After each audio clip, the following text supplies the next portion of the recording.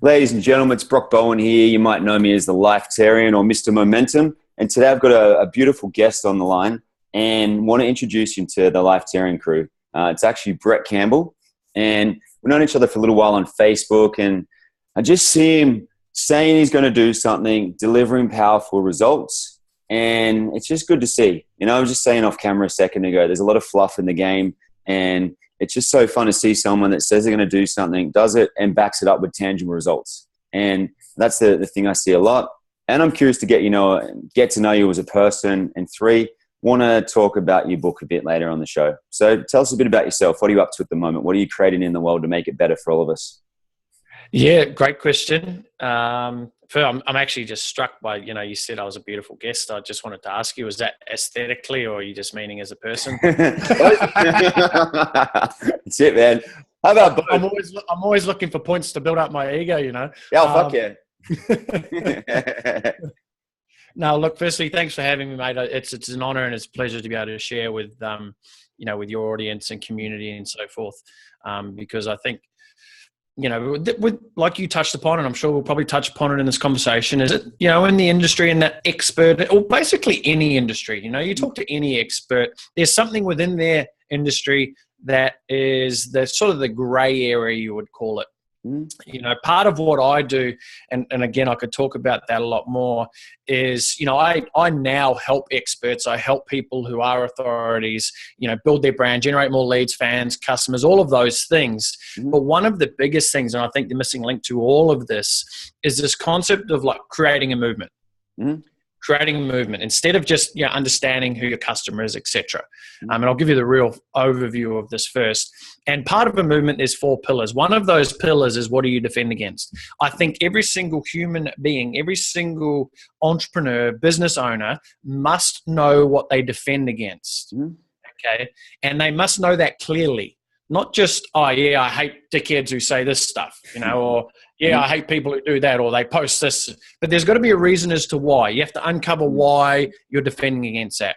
Most people defend against certain things because out of jealousy, or they're like, that person's taking business away from me.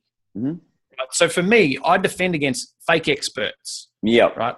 And false claims. That's one of my points out of many that I have listed about what I defend against as a business, as a human being, and as a movement.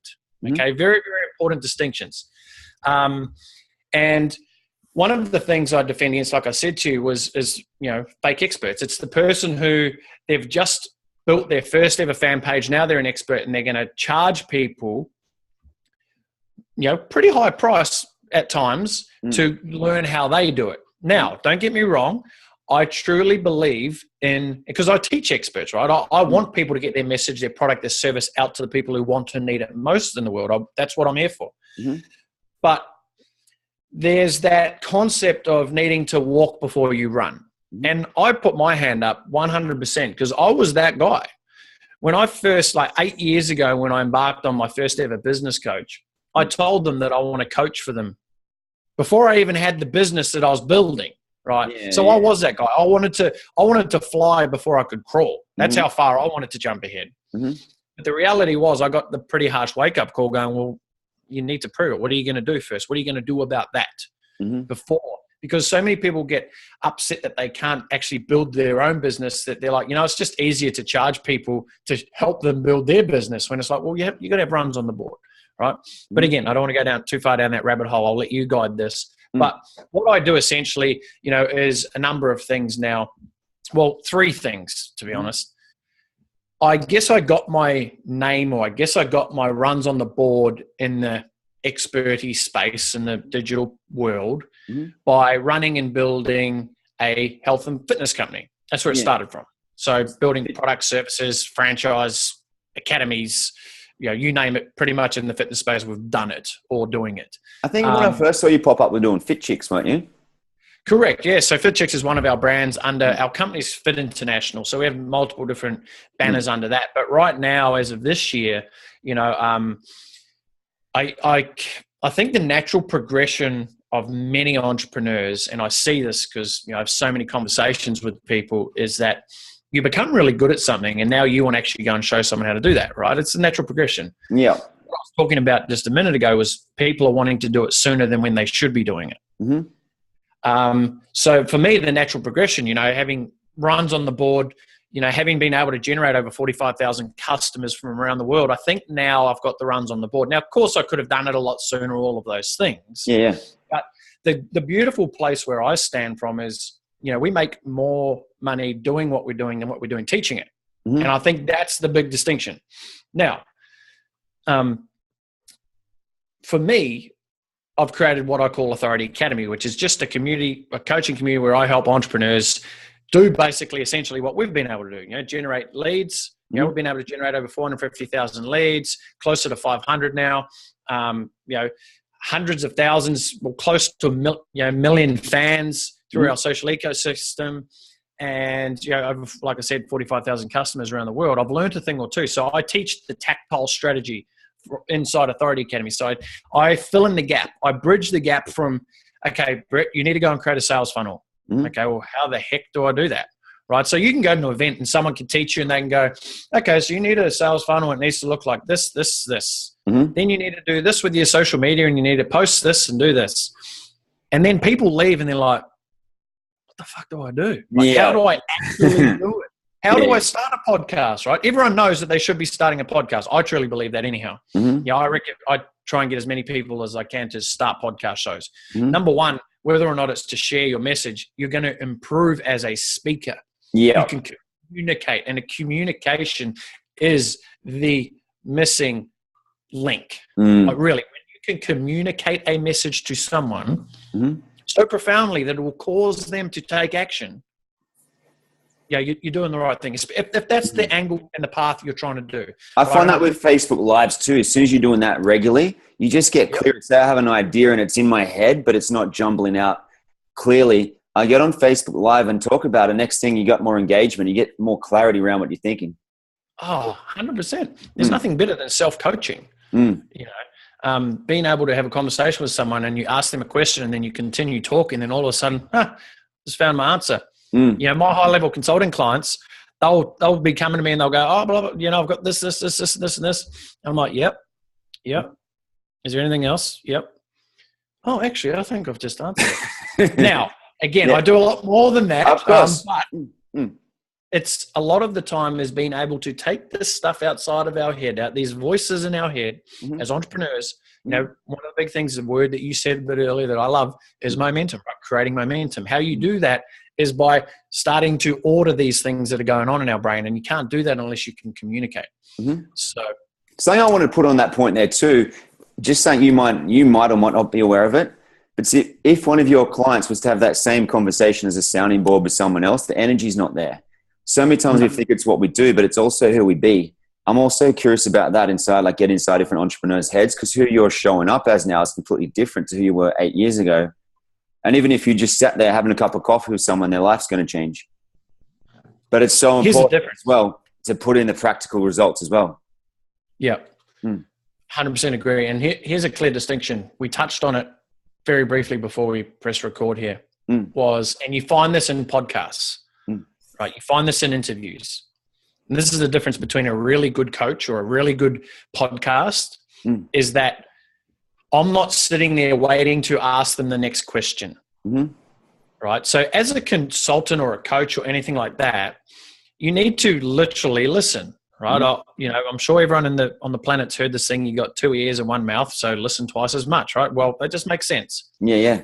But there's a difference of really listening with intent to not reply versus waiting for them to stop for a breath and you go, okay, blah, blah, blah, blah. And jumping in. And that's what novice coaches do. That's what novice consultants do. That's what your friends, that's what people who aren't experienced in helping people get to a breakthrough, that's what they do. Because they force their opinions onto us because that's just their opinion. And that's totally cool. That's, they're doing the best with what they got. But if you truly want to make a profound impact, which is now where I spend a lot of my time and energy. So on one side, I help entrepreneurs, and not even entrepreneurs, people who have an idea, people who have a passion, a message, something that they want to get out to the world, but they don't know how to do it. I can do that tactically. But then there's the other side of the fence, which is helping people realize their full potential, truly uncovering what you are put on this planet to do. because I believe there's too many people running around this planet having no idea what they're even here for, what their life is all about, and it's really got no meaning, no fulfillment. So that's the other side. And you touched upon, I've just written a book about this concept. It's called Right Now. Why not you and why not now? And the whole premise is, hey, don't wait till tomorrow. Don't wait till next week to start making these action steps. Here's a plan. Here's a practical strategy on how to. Because one of my unique abilities is being able to join dots that aren't there. And what I mean by that is I seem to, and I have had this ever since I was a kid, I was put into like problem solving classes and all of that stuff. Right. Because I just love problems. Like I love to solve things. I was the kid when I was 3 years old crawling around with a screwdriver, unscrewing the doors and all of those things. It's just so I could unscrew it and so I could screw it back in. I want to create the problem to solve the problem. But I try not to create problems now. I just do my best to solve them. But why I share that is because it gives me a very unique opportunity to be able to blend the tactile how-to. Like how do you insert a Facebook pixel into your page? Well, here's how you do it. Click, drag, drop, and blend the mindset, the strategy, the different way of thinking, and blend them together, which I truly believe is, I'm extremely blessed and humbled to be able to come from that place. Yeah, and it's only because I've been running through the forest myself, without a map for so long, and I've had to just build the map. No one gave me a map, so it's fun though. I like how you touching on that. What you were like as a kid too. I'm always curious to get inside people's heads as a kid, because that thing is, when people have that lack in their sense of purpose, they say at the moment 75% of people hate their life. They're at a job, they're just there for the paycheck, and I think it might be even more. Who knows? You don't want to have those. Well, let me touch on that, because I emailed our database. I surveyed our database. This survey went out to over a couple 100,000 people. This one, and I got back 4,500 people completing a survey. Now, just to add context to that, that's more than most like government surveys they run, right? Participation wise, so it gave me a pretty clear understanding of that. This is a pretty solid result. So one of the questions was, are you currently happy in your job? 50% of people said no. Yeah, wow. And I was like, okay, 50%. There was another 10% of people who said, I hate it, get me out of here. All right. Think about that. That's so you're right. Around that 60 to 70% of people answered with I'm not happy. I don't enjoy it. I'm just doing it because it's the only thing I've got right now. And I think that, it's important for everyone to realize that and class yourself right now into a bucket. And there's a lot of people in that expert space who I know are just in the expert space because they think it's a quick way and a good way to make money. They're not truly in it to have profound impact. And once you can connect with that and understand the why you're actually doing what you're doing, I think that's when you can really go to levels that you really never thought were possible or didn't know how to get there. Yeah, it's almost that I talk a lot about, momentum, but also flow state. And it almost becomes unconsciously conscious, or whatever way you want to describe it, where you just kind of like fly on these different things, and then different people show up in your life and different experiences happen because people can feel how genuine you are from where you're coming. And one of the questions I want to pop in there too, actually, this is one that's been driving me lately. It's just asking a bigger question, obviously, to have a bigger vision than where I'm at right now, but going, how do we positively and measurably impact billions of lives? I used to always say positively. Now I've added measurably in. So people like yourself are now coming into my life who are really good at bringing those worlds together and measuring, being tangible. I've been a bit vague, to be honest with that. I've just been out doing my thing, following my purpose. Now it's like, let's measure all this stuff. Let's show that it works. Let's demonstrate it pragmatically. So I always like to ask, people that are leaning into a big vision, what are some of the ways, you talked about movement, you talked about, building a movement, a bit of a community. Just standard coaching is not enough anymore. People need that community around them. They need different things. So much mental health and stuff. I always like to drop that question in too. How do we positively and measurably impact billions of lives on the planet? What are some of the things you're seeing? Well, I guess if we broke it down in two parts, how do we positively? Well, firstly, how do you positively do anything is you need to be congruent with your highest values. If you're not congruent with what you're doing, then it's not going to get there.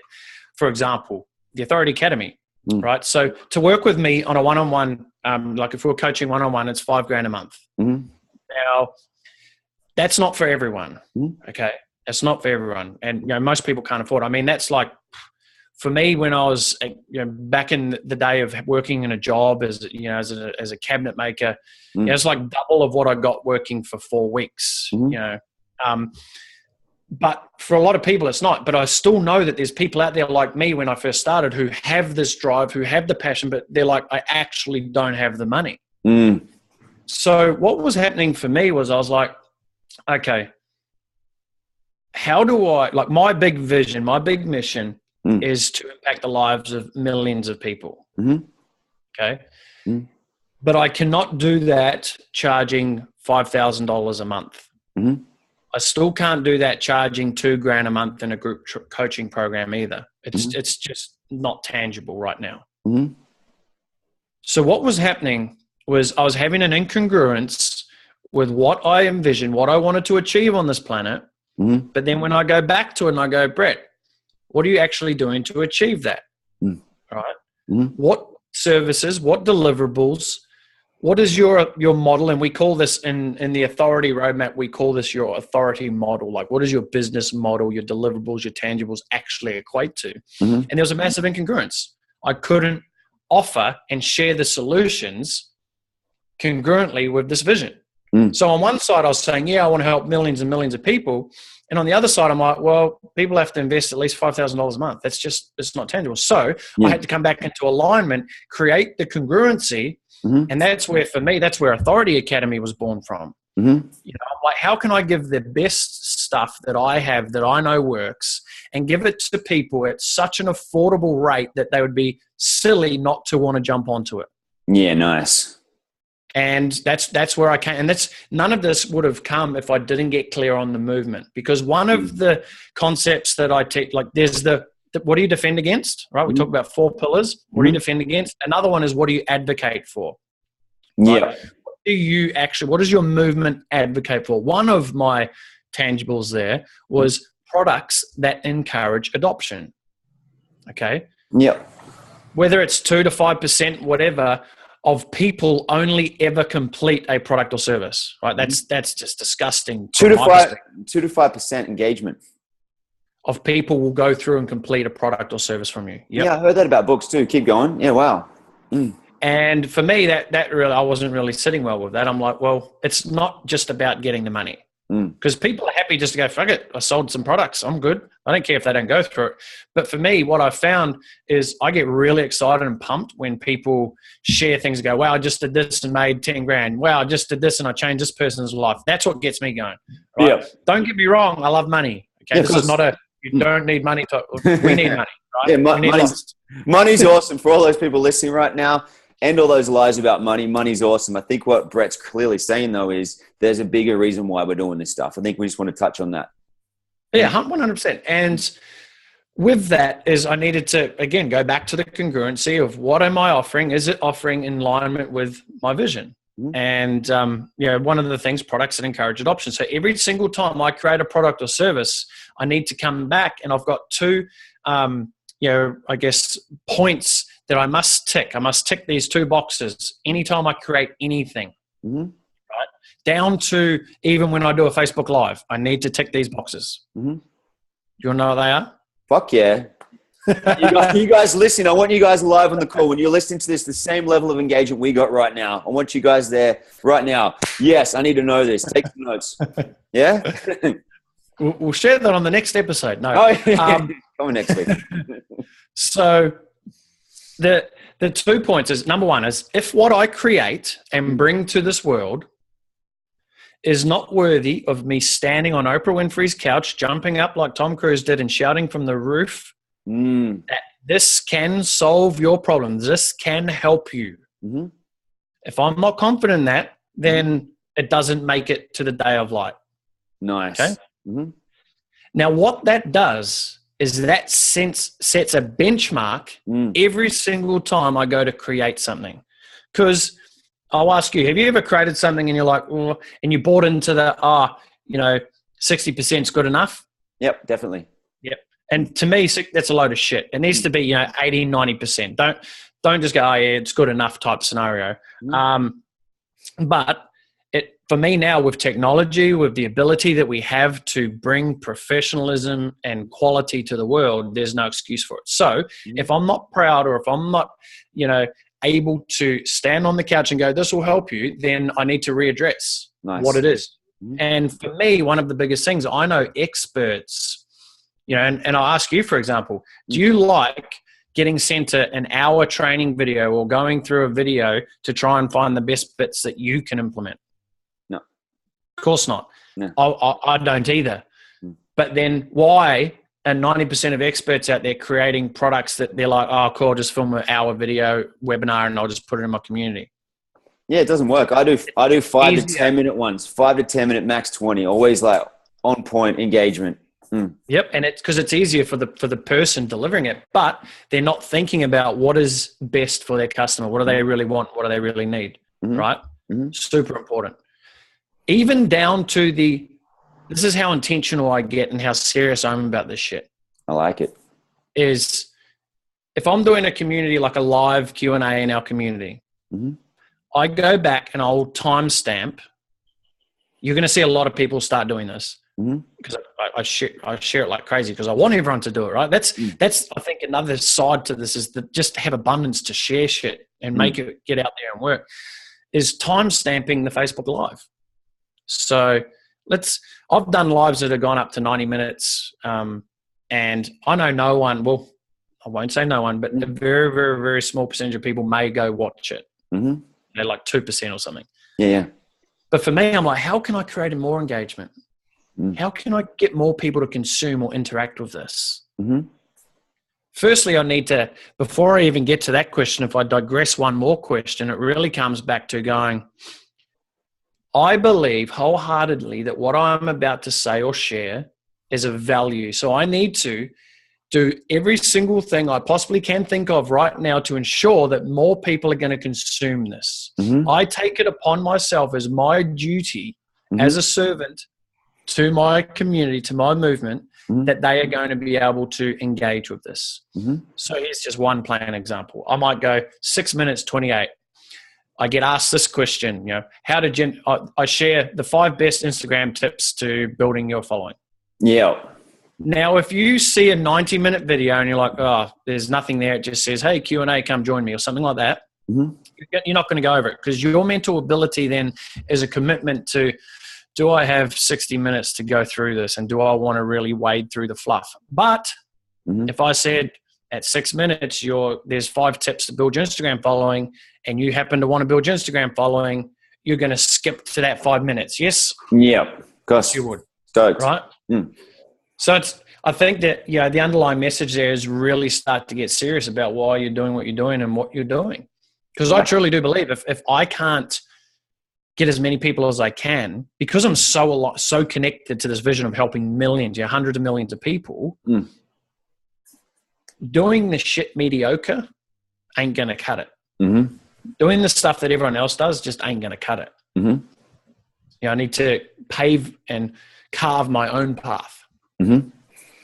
My friend Giro from Flow State Collective, he talks about it a bit too. He takes notes while he's on the live call and quickly just puts a little thing at that time. Something I'm just looking I'm curious what's your process, because the word that's come up for me lately is last year was precision, elegance, adventure, different things that I really worked on in terms of honing my craft. And now it's all about being impeccable. So I'm right now in terms of my business, going back, cleaning up a lot of stuff, getting impeccable, doing things so that I can scale and leverage it. And some of the stuff that you're speaking to me right now, for sure, making that so we get engagement, we get accountability, and get people so they get those powerful results in their life. Otherwise, like we said, there's no point. But just putting out things to make people go, yay, no point. But the cool thing I do love is this. When I write out an email copy and there's so much love and so much heart and so much vision and integrity in it, the people email me back. They say, I cried after watching that interview. I watched the whole freaking thing, even though it was an hour and 45 minutes. I could not stop watching it, even though I had other things to do. And sometimes I feel that when we are doing a longer episode, sometimes we want to make these podcasts 20 minutes so people they got ADD, they can watch it. But for that one person that's going to watch the whole thing, there's so much magic in it too. So what do you do in a world of distractions? Like, I just want to ask you that question right now. You're a business owner. There's so much distraction, so much opinion out there. There's so much going on. And for people listening to this, how do they know to choose to listen to this podcast, another one? How do they make those decisions? Because it's something obviously we all work on internally. Yeah. Yeah. I think there's a podcast that you can listen to, and then there's a podcast that you can feel. If you're listening to this right now and you're still listening, there's a reason. Is because something you've said or I've said has gravitated so deeply on someone's being that they feel inspired to want to stay in case something else pops up so they can get more of that dopamine drip. Right? That's the basic of what is really happening. And I guess the other part to your question is, what advice would I have for someone to avoid distractions? One of the biggest pieces of advice I share with anyone is unsubscribe. Get off all the email lists, right? If you're on my email list or you're on your email list and you're not getting value, then get off it. All you're doing is distracting yourself from the next opportunity that could come through and be even more valuable. Because when I first started in the online world, it was like I was on everyone's email list. I was taking advice from this person, this person, this person. Imagine going to the 6 different doctors and getting advice. Yeah, everyone's got a different opinion.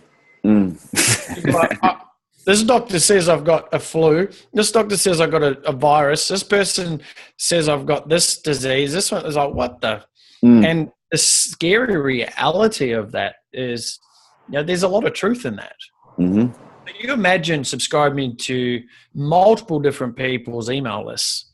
One person tells you, this is how I made $1 million. I used webinars. I made $1 million using podcasts. I made $1 million using this funnel. I made $1 million speaking from stage. All of a sudden, you're grabbing every bit of excitement out of each one of those things. You're not actually following something through to completion because you're jumping from one thing to another. Hey, man, I was there. When I first started this game, I was like, I'm going to be an affiliate marketer because I can just sell other people's products and make money. All right. Like you just need to really come back and focus on, why you're really doing what you're doing. And I asked this question. And it says, what would you do for free for the rest of your life if money was not an option, like not even a problem? What would you do for the rest of your life for free? What would you do? And then once someone finds that answer, you need to, for a lot of people, it can be an awakening moment going, shit, I'd do this. Then you just got to figure out, okay, what is the step-by-step plan on actually how to achieve that, right?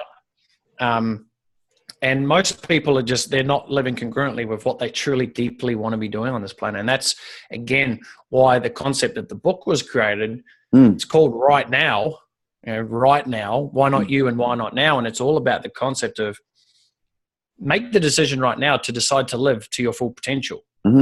Also ask yourself, why can't it be you? Why can't you? Give me a bloody good reason as to why you can't have that. Every excuse someone gives, there's a rebuttal to it, right? And then, of course, why not now? Why do you have to wait?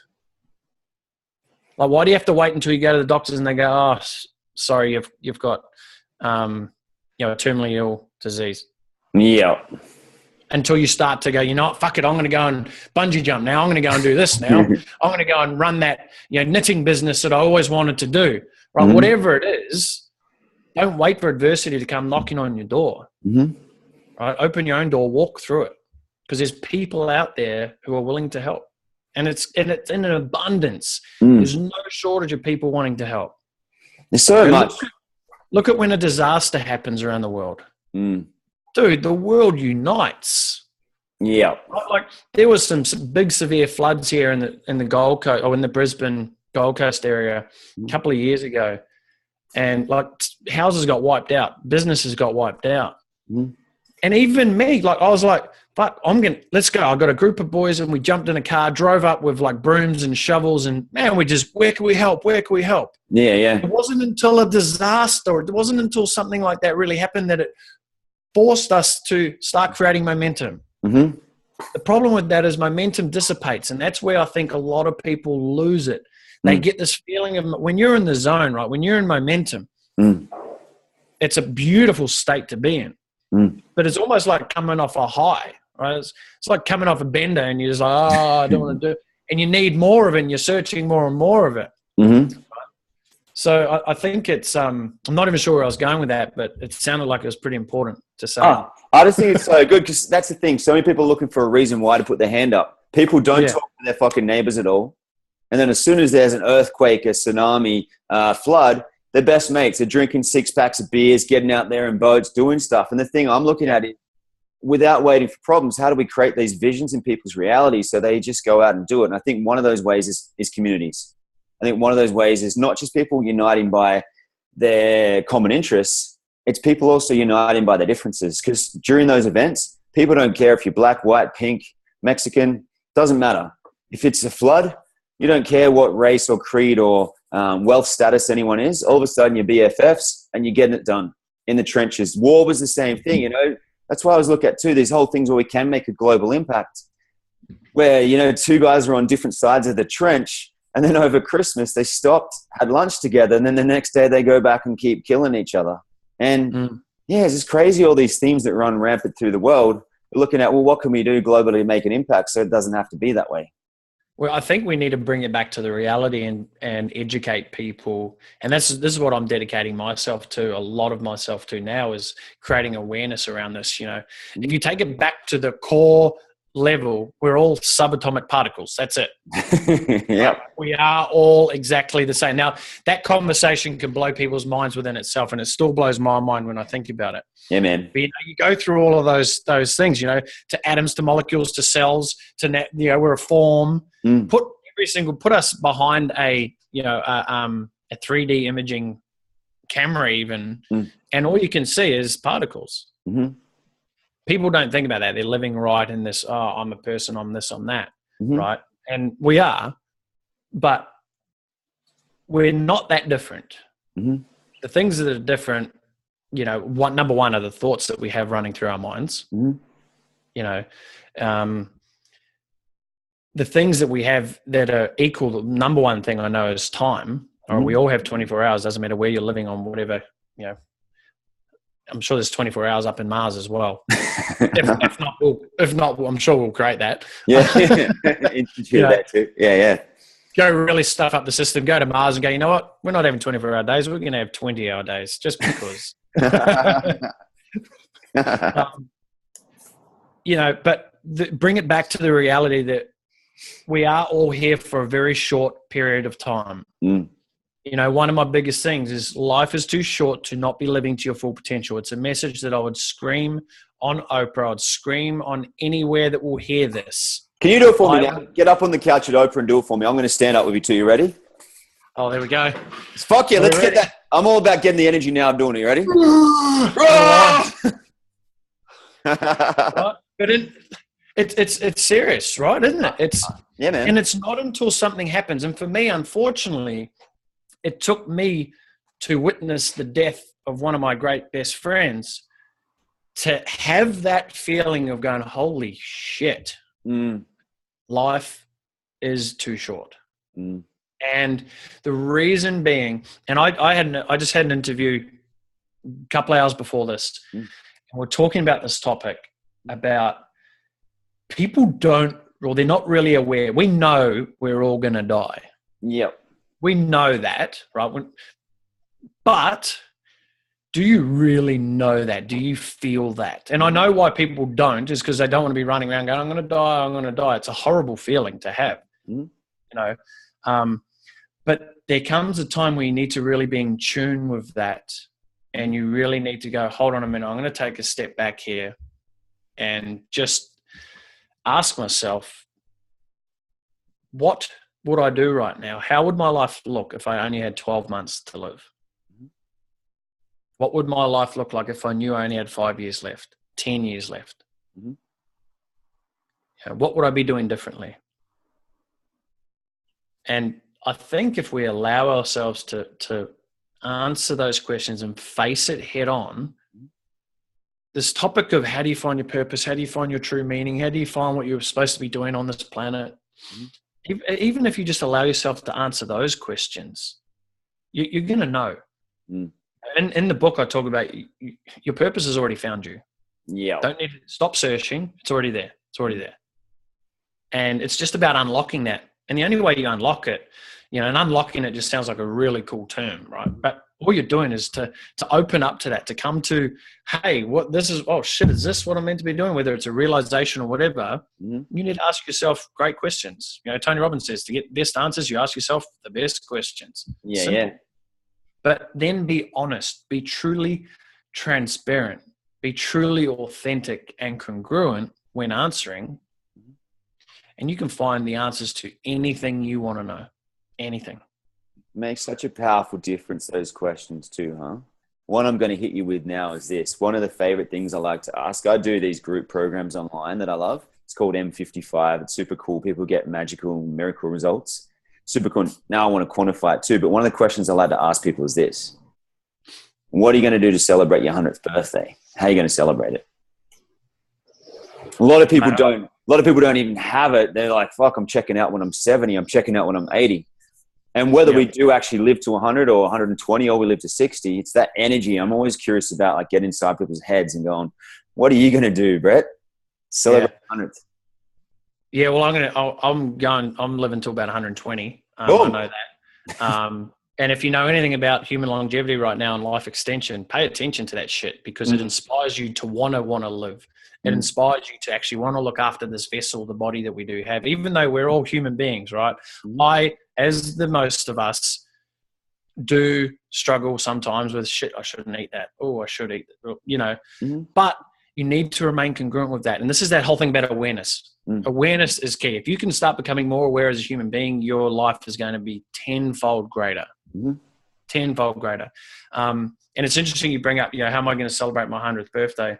Ideally, it's going to be with my grandchildren, and children, because I don't want to be the only one around at 120. I want, the people I love and care for to be there with me. So it's about how am I now imparting what I know, my ability to help them think differently, feel differently. I feel it's a obligation that I have to be able to do that.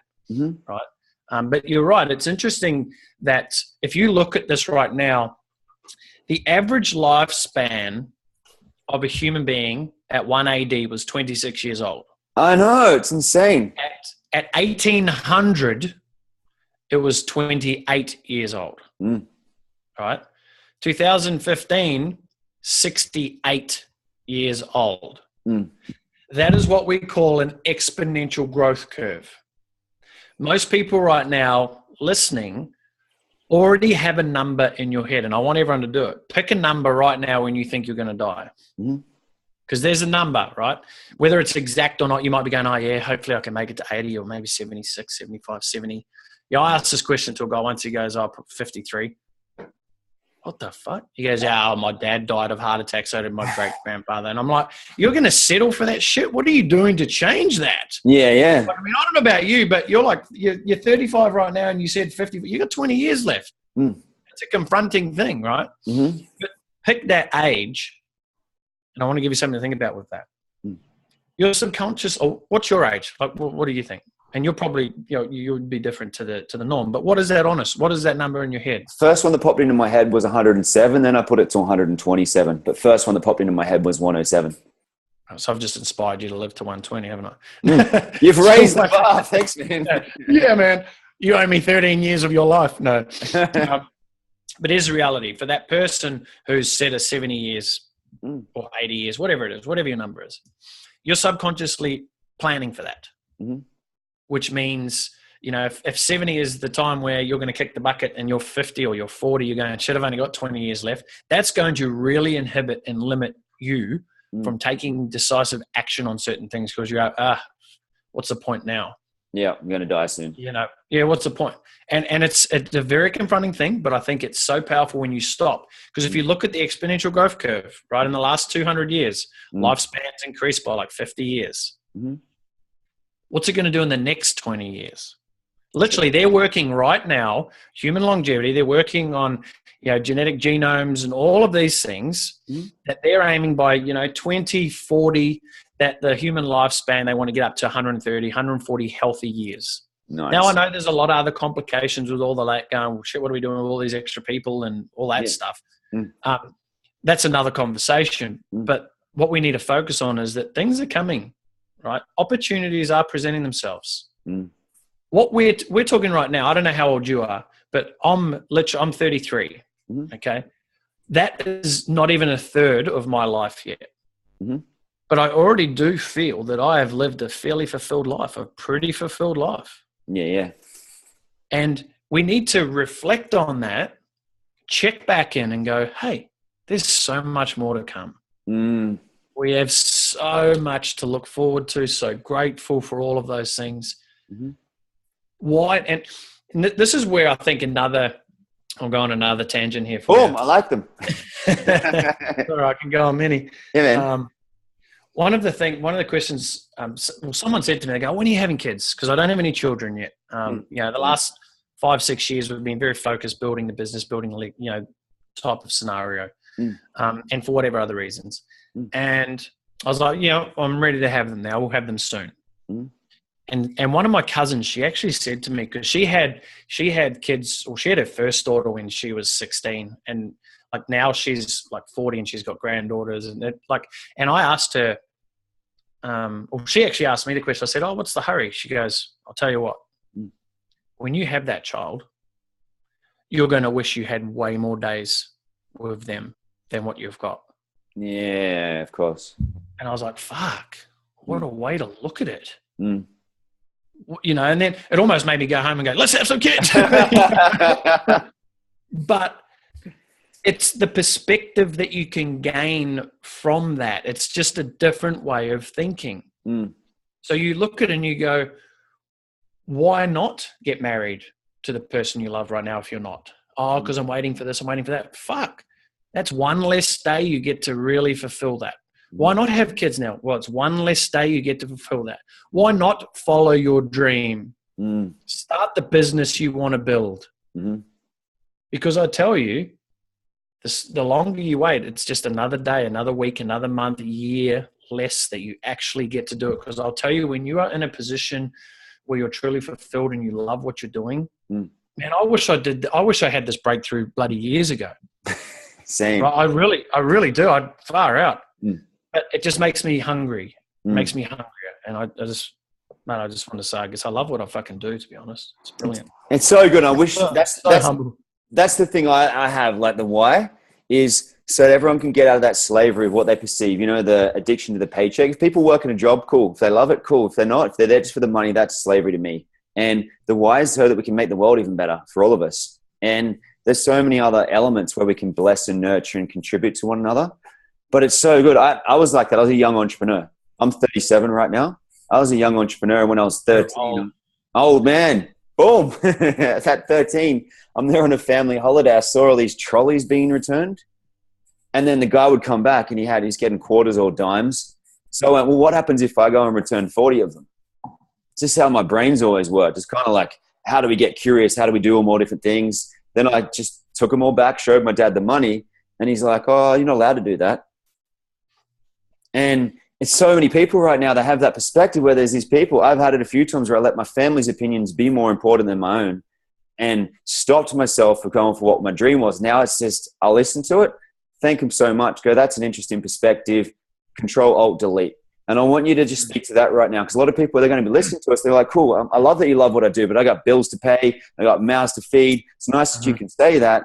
And, we are literally the luckiest men in the world.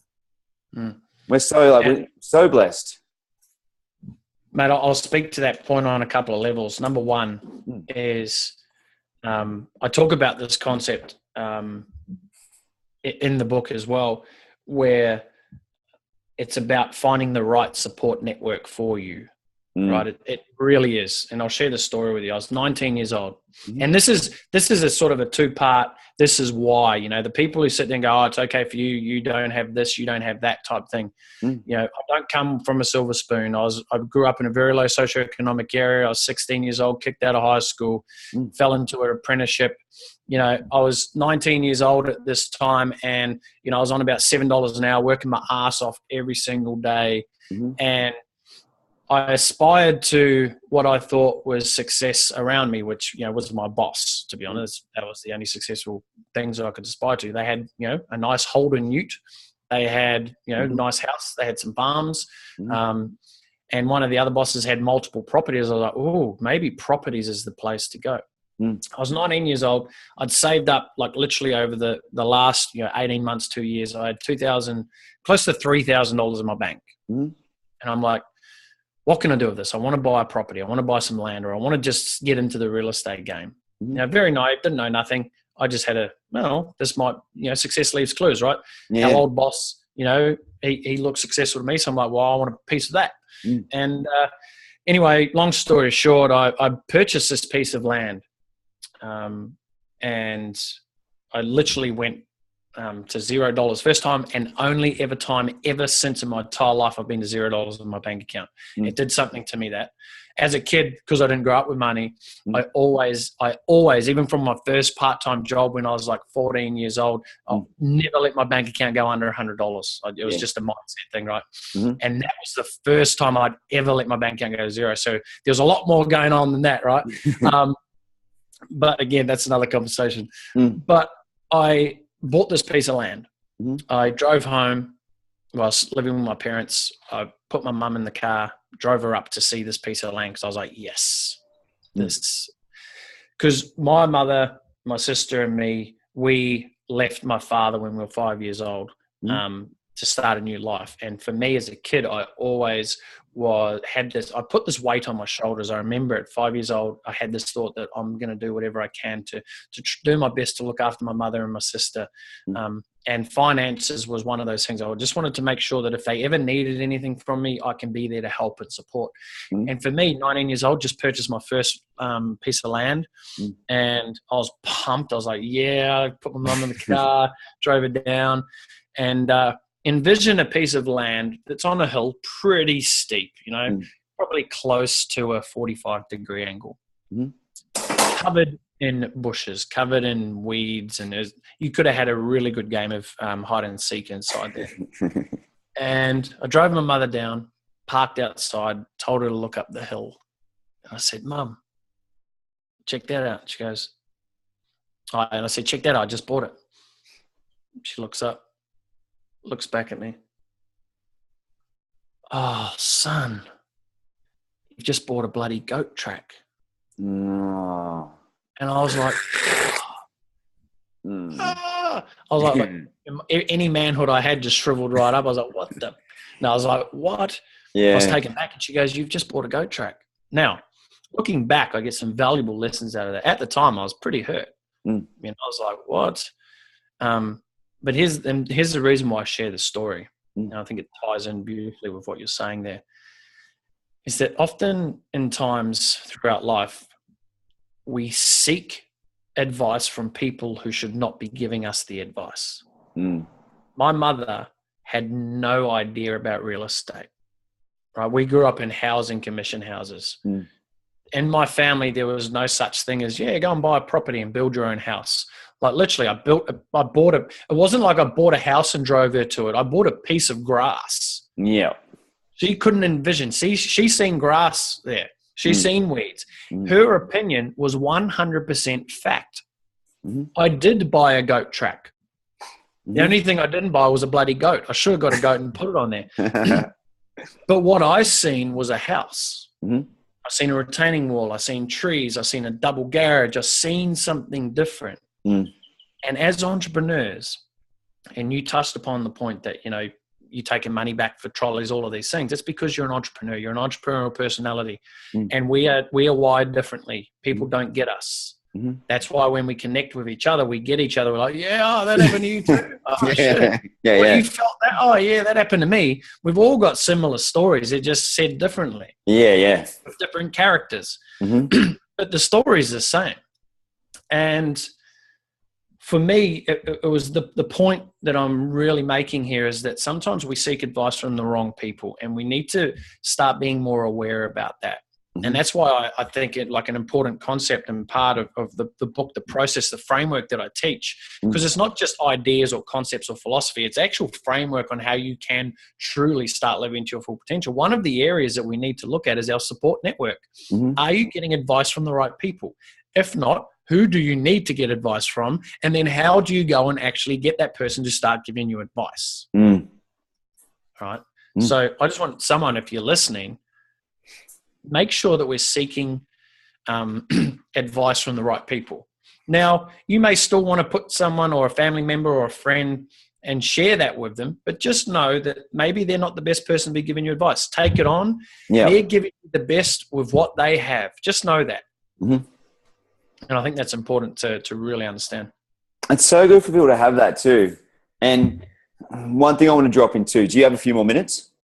Yeah, go for it, mate. Dude, I'm going to just jam out a little bit longer. I'm all good. So this thing is, I just love this conversation. When I was in Europe, like you go to California, I used to spend 2 months there. It's all startup, innovation, fresh energy. You know, like, let's get shit done. Literally, you have an idea. There's a team of 20 people ready to go. I caught up with my friend William Whitecloud. He's going to introduce me to a men's group over there. He goes, Brock, one of the guys at the men's group the other day, I'm going to invite you to it. He literally comes in with $500 million cash going, who wants to pitch me? It changes my whole perspective. So I know what you mean about that, like who you having advice off, who you're spending time with. But then I want to go to vision, legacy, and purpose, because Europe, they do stuff. People have an idea, like Notre Dame in Paris. You know, they have the idea 1,000 years later, probably even more than when the idea first germinated. That seed was planted in the ideas of the humans around them. 1,000 years later, we've got a building called Notre Dame.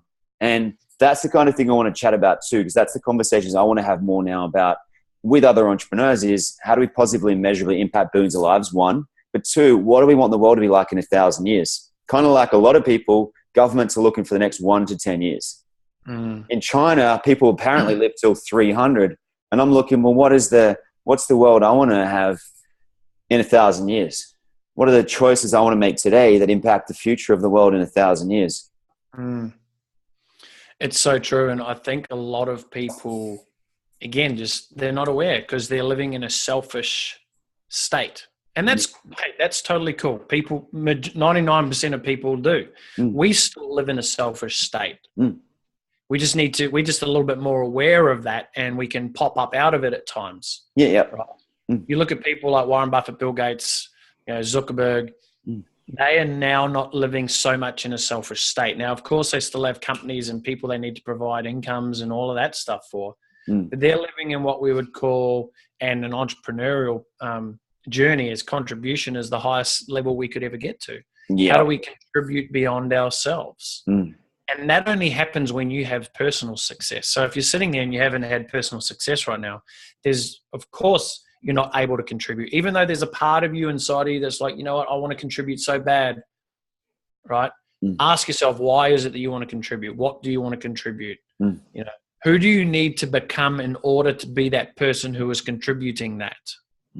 I like that. And the reason why people don't look forward that long, and I'm glad you brought it up because it just, again, brought back to my awareness that, we're so focused on this lifetime and maybe our children and maybe Mac's grandchildren's lifetime. You're not thinking that far down, You're not thinking, imagine being able to actually jump back in a time machine and go back to our great grandfather and listening on a conversation that he's having with a friend. They're probably more aware of this sort of stuff back then because they didn't have shit that just clouds them like we do now. All the distractions, they're probably thinking about noise. But I think that's an extremely valuable point. Like what are people doing right now to plant the seed? For me, it's part of our vision is to inspire the following generations. to impact the lives of hundreds of millions of people, which will then inspire future generations. Because I think we need to start thinking further than just us. But before you can do that, you need to be selfish. You do need to, take on and get some achievement yourself. And that's why I talk about, money. And the more money you have, the more people you can help. Our business would not be anywhere where it is if we didn't make the money we made, because we wouldn't be able to continue to get our message out there even further. So I think there's massive value in thinking, 2-3 generations ahead. I don't know how far is too far. Of course. I mean, if we're focusing, 1,000 years ahead, it's sort of like setting a 20-year goal versus your 90-day sprint or your 30-day sprint. But I think if we sort of take that terminology and framework and apply it to a much larger scale, going, what's 100 years? Like what? Because unless you're an Elon Musk, you're not going to be talked about in 1,000 years. Yeah, right? Even he will probably not be talked about because there'll be other people. But I'm sure he'd be one. Right. So we need to think about, how far do you want your conversation? Well, that's a good question. Actually, it just popped in my head. I like that. How far do you want your conversation to extend? And what are you doing in line and in congruency to make that the reality? I do one with you right now. One of the things I do with my clients is this, Brett, which is fun. Say right now you've got that vision to impact hundreds of millions of people. And not from a diluted space, from that knowing. You've got to be a little bit diluted to be an entrepreneur. You've got to see the vision and be able to create it without anyone even agreeing with you. Do it anyway. But that thing is, if you actually turn up your energetic frequency to 8 billion%, which essentially means everyone on the planet's able to see you, you're that impeccable, you have that much alignment and integrity, you're happy for anyone in the world right now to be seeing this conversation, what you're eating for breakfast, what you're doing. I always think about like that when I tune into, a lot of people write like all the stuff that Richard Branson does. I always think about, well, what's his frequency?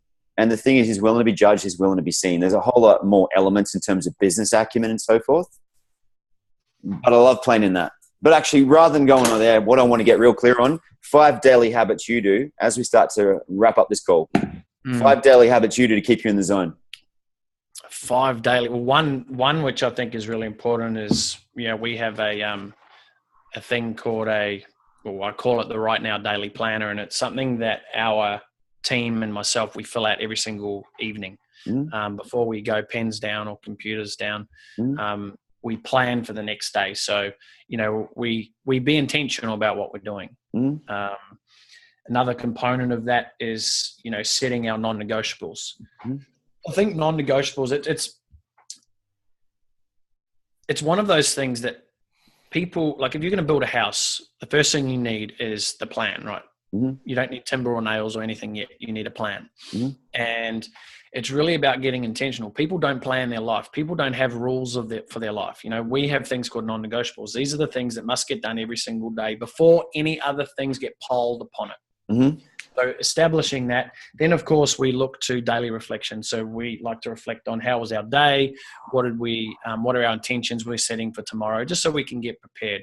Another thing I do is I've got a method, the 10x10 gratitude method. Every single night I'm laying in bed, 10 things I express into my head. What am I grateful for? Why am I grateful for that? In the morning, 10 more things before I put my feet out of the bed. That's come so habitual. It's the first thing I think about when I wake up, which is so empowering. Yeah. And, you get to wake up, first thing you go, wow, I'm so grateful for this bed. This bed is beautiful. And, roll over and go, so grateful to have my wife there next to me. It's just really intentionally living.